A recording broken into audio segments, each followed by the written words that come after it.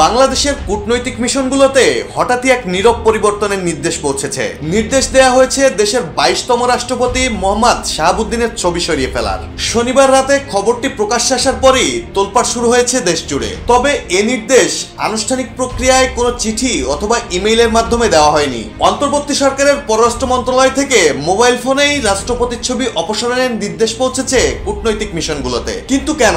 বিশ্বের অন্যান্য দেশগুলোতে যেখানে রাষ্ট্রপতিদের ছবি সম্মান ও শ্রদ্ধা ভরে রাখা হয়, সেখানে বাংলাদেশের রাষ্ট্রপতির ছবি সরানোর নির্দেশনা হঠাৎই কেন দিল অন্তর্বর্তী সরকারের পররাষ্ট্র মন্ত্রণালয়? এটা কি রাষ্ট্রের সর্বোচ্চ ক্ষমতাবান ব্যক্তির নীরব বিদায়ের ইঙ্গিত? আর এর প্রভাবই বা কি? পররাষ্ট্র মন্ত্রণালয় থেকে একটি অভূতপূর্ব নির্দেশনার মাধ্যমে বিদেশে বাংলাদেশের সব কূটনৈতিকদের কার্যালয় ও বাসভবন থেকে রাষ্ট্রপতি মোহাম্মদ শাহাবুদ্দিনের ছবি সরিয়ে ফেলতে বলা হয়েছে। RICL TMX, যুগের পর যুগ স্থাপনা থাকে মজবুত। তবে সবচেয়ে আশ্চর্যের বিষয় হলো, এই নির্দেশনা কোনো আনুষ্ঠানিক চিঠি বা ইমেইলের মাধ্যমে আসেনি, বরং টেলিফোনের মাধ্যমেই মৌখিকভাবে এই বার্তা পৌঁছানো হয়েছে।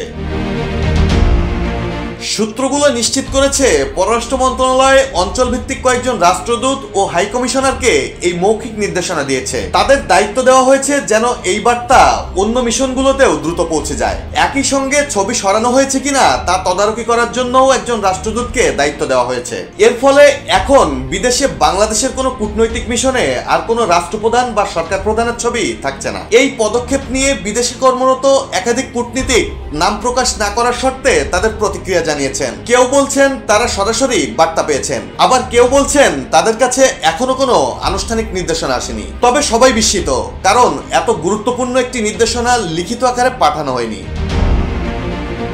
কিন্তু এই আকস্মিক নির্দেশ কেন? তবে কি সত্যি বিদায় নিচ্ছেন দেশের 22তম রাষ্ট্রপতি মোহাম্মদ শাহাবুদ্দিন, তাও আবার নীরবে? নাকি রাষ্ট্রপতি পদ থেকে মোহাম্মদ শাহাবুদ্দিনকে সরাতে চাইছে কোন একটি বিশেষ মহল, যাদের অংশ হয়ে উঠেছে পররাষ্ট্র মন্ত্রণালয় তথা অন্তর্বর্তী সরকার? এর ফলে বাংলাদেশের কূটনৈতিক সম্পর্কে কোনো প্রভাব পড়বে কিনা তা নিয়েও উদ্বেগ ছড়িয়েছে কূটনৈতিক মহলে।